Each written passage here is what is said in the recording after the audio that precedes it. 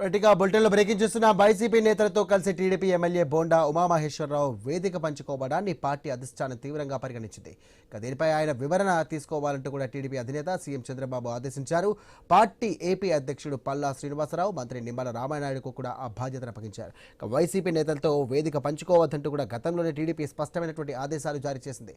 శనివారం గుంటూరులో జరిగినటువంటి సమావేశంలో వైసీపీ నేతలతో కలిసి బోండా ఉమామహేశ్వరరావు వేదికను పంచుకోవడం చర్చనీయాంశమైంది. ఈ క్రమంలో పార్టీ అధిష్టానం చర్యలను చేపట్టింది.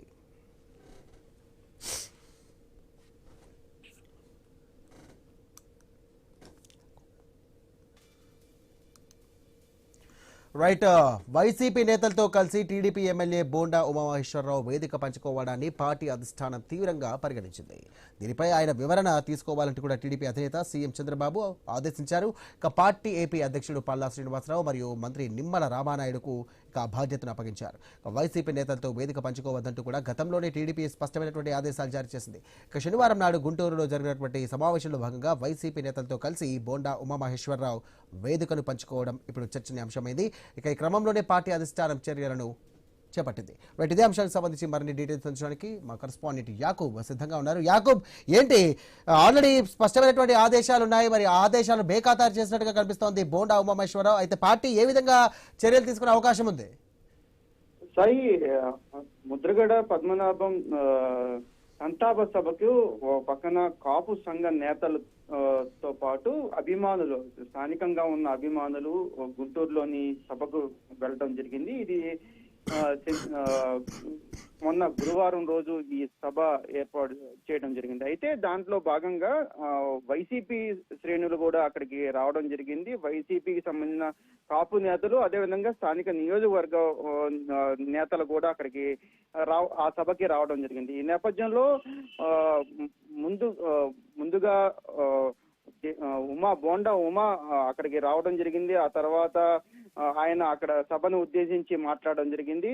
ఆ తర్వాత అంబటి రాంబాబుతో పాటు కొంతమంది కీలక నేతలు కూడా వైసీపీ నేతలు కూడా రావడం జరిగింది. ఈ నేపథ్యంలో గతంలో కూడా టీడీపీ ముందుగానే ఒక ప్రణాళికాబద్ధంగా వెళ్ళడం జరిగింది. ఎక్కడైనా సరే వైసీపీకి సంబంధించిన నాయకులు వచ్చే సభకి ఖచ్చితంగా వెళ్ళొద్దు అనేది కూడా ముందు నుంచి టీడీపీ చెప్తున్న పరిస్థితి. అయితే ఈ క్రమంలో ఈ బోండా ఉమా వెళ్ళడం, అక్కడ మాట్లాడడం, కాపు సంఘ నేతలు కాబట్టి కాపు సంఘ నాయకుడిగా ఆయన కూడా వెళ్లారు అనేది కూడా ఒక టీడీపీ వర్గాల్లో కొంతమంది చెప్తున్న పరిస్థితి, కాపు సంఘ నేతలు కూడా చెప్తున్న పరిస్థితి. ఈ పరిస్థితుల్లో టీడీపీ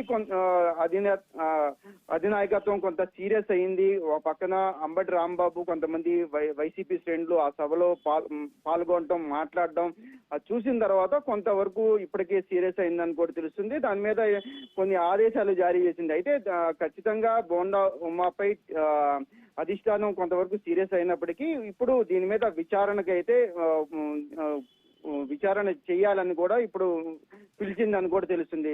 దీంట్లో టీడీపీ అధ్యక్షుడైన పల్లా శ్రీనివాస్ తో పాటు నిమ్మలకు ఈ బాధ్యతను అప్పగించారు. అయితే ఇప్పుడు వీళ్ళిద్దరూ బోండా ఉమాని పిలిపించడం, అసలు ఎందువల్ల వెళ్ళవలసి వచ్చింది ఏంటి అనేది కూడా మాట్లాడే అవకాశం ఉంది. ఆ తర్వాత అధిష్టానం చంద్రబాబు ముందుకు, అదేవిధంగా లోకేష్ ముందుకు అసలు ఏం జరిగింది అదంతా చెప్పే అవకాశం ఉంటుంది. అయితే ఇంత జరుగుతున్నప్పటికీ ఇప్పుడు కాపు సామాజిక వర్గంలో ఖచ్చితంగా సీనియర్ లీడర్ కాబట్టి అక్కడికి ముద్రగడ్డ పద్మనాభం, అది కూడా కాపు సంఘాలకు పక్కన ప్రభుత్వం కూడా ఆయన ప్రభుత్వ లాంఛనాలు కూడా చెప్పిన నేపథ్యంలో ఈ పరిస్థితి ఇప్పుడు బోండా ఉమా కూడా కాపు సంఘాల నాయకుడు కాబట్టి ఏ విధంగా యాక్షన్ తీసుకుంటారు, అసలు యాక్షన్ తీసుకుంటారా లేదా, ఆయన బోండా ఉమా చెప్పిన దాంట్లో ఎంతవరకు వాళ్ళు కన్విన్స్ అవుతారు అనేది కూడా వేచి చూడాలి. ఎందుకంటే రేపు ఉదయం 11 గంటలకు టీడీపీ పార్టీ ఆఫీస్ కి